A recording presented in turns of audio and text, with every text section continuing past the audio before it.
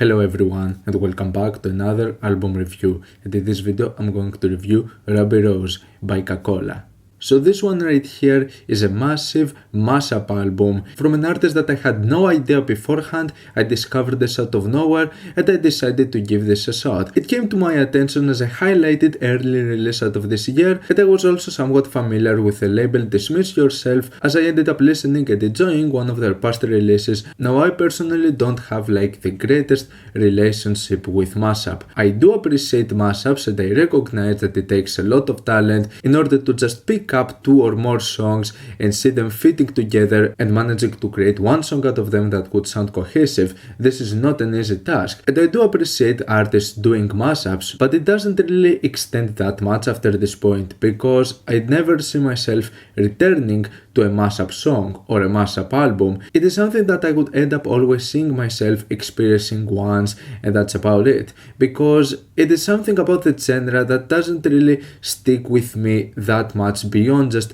listening to it once. I would most likely return to the original songs if I like them. If I don't, I might just simply appreciate the mashup for what it is and just leave it there and never return to it. Beyond that, mashup usually serves as a novelty genre, and the thing is that when it comes to music that has a comedic value to it, I never see myself returning to this. I just see it as something that would entertain me once, but not really having something that would make me come back to it. Which leads us to Ruby Rose, which for me it is a pretty interesting occasion because I feel that this album actually ends up taking itself much more seriously than most of the mashup works that I see. And it's not like this album does not have its novelty. There are obviously cases over here where you have some ridiculous combinations of samples and tracks that might actually end up feeling comedic with some of their assets. But for me there was more than just that with Ruby Rose. I actually ended up discovering an album that felt quite more mature, trying to take itself much more seriously and not just simply focusing on the comedic aspects of mashup music, but rather trying to make a cohesive album and something that would actually manage to stand out on its own, which actually to my surprise led to a few people viewing this as a downside to the album, as it would try to take itself more seriously and that it would need more of a comedic flair to it. In terms of my preference though, I was looking forward to the exact opposite. I'm just tired at this point of all of those mashup albums trying to simply be comedic and a novelty.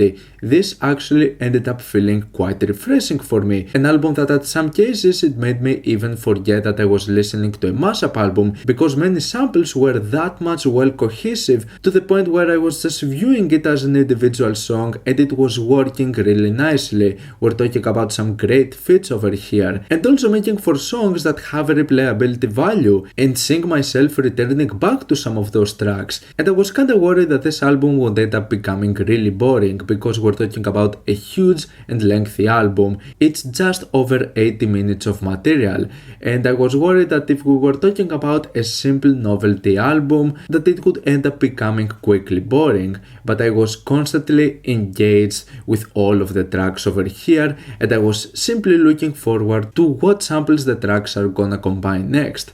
And so, to my surprise, a mashup album ended up becoming one of my greatest discoveries out of this year. This is like a huge pleasant surprise for me. Now when it comes to this album, it seems that Cacola has experimented with mashup music in the past. There is actually another album with a kind of a similar title in the past, and so this might be sort of like a sequel and a continuation to this style of music. And to my surprise, there is actually a very wide range of so many different sounds in this album and so many different samples going from many different genres. And the interesting thing is that we're not talking about just two tracks, with one of them being the instrumental and the other one having the vocals and having them combined together. There are actually many different samples out of many different tracks being combined at once, and it actually might make for a bit of a mess at times, but it always manages to work. And it actually felt really impressive to me how many different samples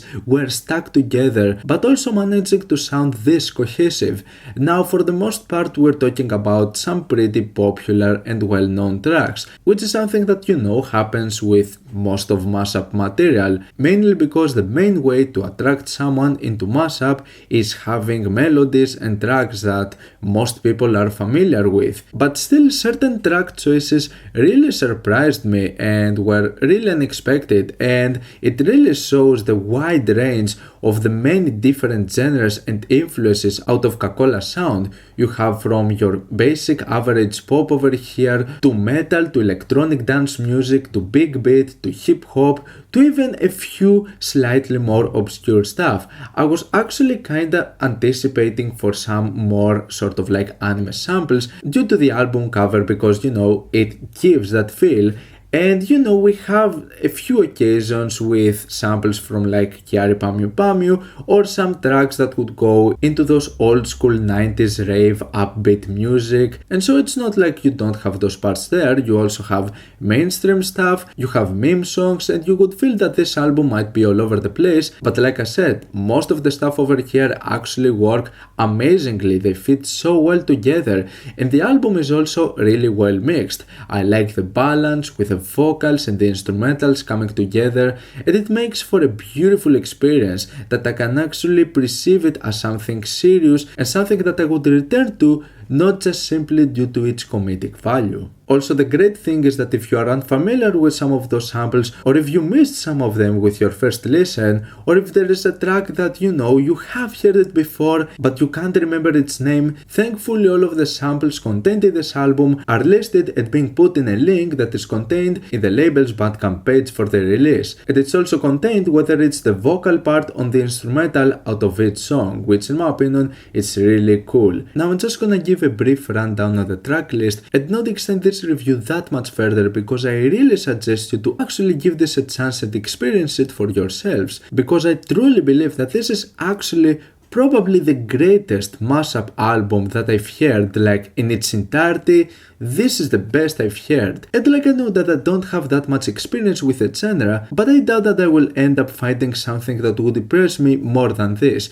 And yes, I've heard of Nils Serega. Cacola really impressed me with this album. I actually think that she's a genius and that she's extremely talented. She has a great ear for picking so many different samples and fitting them so well together. And we're talking about tracks over here that are massive and would go into so many different phases, and the transitions would just seamlessly go and feel so well put together. Like White Rose, the very first track, it's 12.5 minutes long, and just from this very first track I was really surprised with all of those different samples being put together and fitting so well. Like it really surprised me that there's Pull Me Under being sampled over here. This is a bold move. And then on top of that you would have samples like Carly Rae Jepsen's Call Me Maybe on vocals and the really infectious beat out of Franz Ferdinand's Take Me Out, which then leads to some really cool combinations with Queen's Another Bites the Dust and many others. And one that really surprised me and felt really good was 9 Inch Nails' Head Like a Hole. The track just goes on with many different samples being introduced and some of them actually coming back, like with Carly Rae Jepsen's Calling Maybe, just listening to it over and over again and being combined with many more through the process. Then there's the really cool Stand Your Enemies, which combines two Dynamite songs, one from BTS and one from Tayo Cruz. And on top of that you have samples like Chiari Pamyu Pamyu's Pon Pon Pon and Katy Perry's California and many more. And it's just another song that in my opinion was combined and done really well. Then you have Ashes in a Place Like This, which actually starts with Steve Reich's Music for 18 Musicians on the instruments, which this is an insane sample to being put like at first, and then combined with Foo Fighters and Linkin Park, and the introduction in the first half just goes pretty smoothly, but then towards the second half it becomes really pumped up, having what's in my opinion the highlight out of the track being the sample out of Smack My Bitch Up by Prodigy, which then also leads to another Prodigy song, Omen, and those with a combination of all of the other vocal samples simply work amazingly together. Then we get into what's arguably one of the weirdest but also one of the greatest combinations out of this album with the track Heartbreak Hotel, which the main combinations are Kanye West's Heartless and Eagles' Hotel California, which actually It's just amazing that those two songs actually work this well together,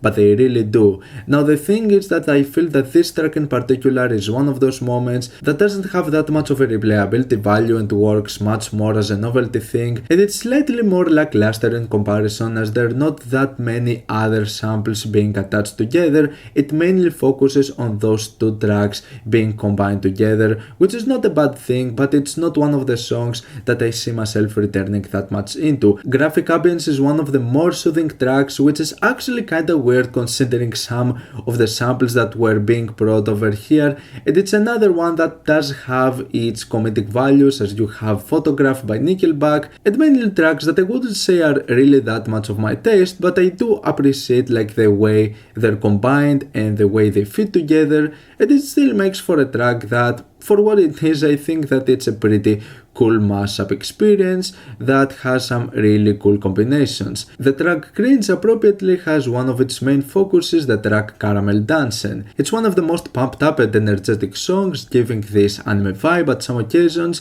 and I don't think that it's one of the greatest combined songs as there's not really that much in the way of sampling or in its execution, but it's certainly a pretty cool idea. Then we get another massive track, Super Ultra Mega Ballad X. And this is possibly my favorite track over here, having some of the greatest and just most outlandish combinations I have ever heard. This track is actually amazing. One of the main samples over here, which is featured right at the beginning, is Catman, and you actually get it throughout a huge portion of the song from start to finish, and you're just like, this is it, but it always ends up coming back and always ends up working really well. Like, I couldn't believe that you have Scatman over here being combined with Katy Perry's Firework, and on top of that also having Björk's Hyper Ballad. This is a combination that I did not know I really needed in my life. The first half out of this song seems to be pretty straightforward, but then in my opinion the greatest highlight comes towards the end with the parts that contain Skrillex's First of the Year Equinox, which by itself I love this song, but especially its combination with Aerosmith's Dream On and so many different other samples. It's just so beautiful, it's so great, it just works so well. I absolutely love it. This is one of the most outlandish and greatest mashup songs I have ever heard. Then we get into another like super genius moment as we have the track Avril, which has Avril Lavigne's Complicated being combined with an alternate version of Aphex Twin's Avril 14th. Once again, simply mind-blowing that those two tracks work together. There is also Kanye West's Blame Game towards the second half, but this is all about it when it comes to the sample shot of this song. This is one of the more lackluster moments, and so it ends up being one of the cases where I don't see myself really returning that much into this track in particular. It's just that as an idea, you know, having the two Avril songs actually connecting that much well together, it makes for an actual genius idea, but that's about it. Levine is one of the more upbeat songs as it starts and ends with deadmau5 samples, and there are some other nice moments as well, but halfway towards the track I felt slightly bored with this one in particular. I didn't really feel that it was one of the more captivating experiences, so I ended up not really feeling this one as much in particular. I still think that it's an enjoyable mashup though. Then we have the track The Race, which has as a main focus the legendary meme Eurobeat song running in the 90s. The issue though that I have with this song is that this is the main focus, and that's mostly about it. You have additional vocal samples from other songs, but I don't feel that they really add that much to the experience. You mostly have like an extended and additional version out of the running in the 90s song, so I don't feel that it's one of the most well complemented and most well executed ideas over here. It's just here because, you know, we're talking about a meme song. BumbleBY is the track that for some reason was a bit louder to the mix compared to the rest of the tracks. I don't really know why, but apart from that I do believe that this one has some of the greatest combinations. Highlights for me are Black and Yellow from Wiz Khalifa, and also the fact that out of everything you have the track Formula by Aphex Twin. Then we have the track And Now a Word From, which simply serves as an interlude, and in my opinion, as far as it's an interlude interesting idea, it's just a 1-minute song, there is not really that much about it. We end up with a really solid climactic lengthy finisher with a track Bouquet, which also takes reference from an Adam Neely video where it basically shows some strong similarities between Paramore and Olivia Rodrigo. So those tracks are combined over here, alongside with Boulevard of Broken Dreams by Green Day and much more. And this is a track that in my opinion also is great in terms of its pacing and having so many different samples being combined together. It's actually one of the most chaotic and one of the messiest moments, but it makes for such a solid finisher. I would never expect to like a mashup album as much as this. Cacola really impressed me with this one, undoubtedly one of the greatest discoveries I've had in 2022. This album is simply astonishing for what it is. Do not let the massive length of this album discourage you from listening to it and that it's not as much of a novelty as most mashup material. It is an overwhelming album indeed, but in my opinion it manages to be engaging from start to finish, and it's worth at least giving it a shot. I'm gonna give Ruby Rose an 8 out of 10. What's your opinion on this album? Like it, dislike it, why, and what do you want me to review next time? Let me know down in the comments. Leave a like if you enjoyed the video, subscribe for more content like this. Thank you for watching, and I'll see you all in the next video. Goodbye.